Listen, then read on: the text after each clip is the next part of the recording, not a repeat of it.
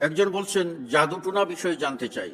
আমার যদি সন্দেহ হয় যে কেউ আমাকে জাদু করেছে বা করার চেষ্টা করছে, তাহলে ওইটা থেকে মুক্তির উপায় জানতে চাই। দুটো দিক এই প্রশ্নের। একটা হলো, জাদু আপনাকে করবে আশঙ্কা করতেছেন, কেউ আপনাকে জাদু করবে, তাহলে এর থেকে বাঁচার উপায় দুটা। একটা হলো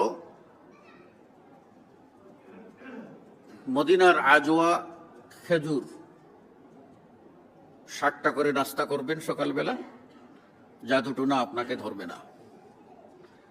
দ্বিতীয়টা হলো কোরআনুল করিমের সূরা আল বাকারা ও সূরাতু আলে ইমরান, এই দুই সূরা তেলাওয়াত বেশি বেশি করে করবেন, জাদুটোনা আপনাকে ধরবে না ইনশাআল্লাহ। আর যদি আপনাকে জাদুটোনা ধরে ফেলে, তাহলে সেই ক্ষেত্রে কোরআনুল করিমের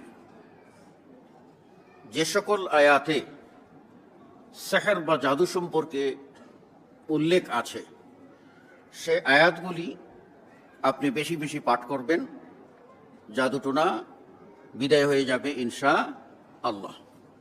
আল্লাহু আ'লাম।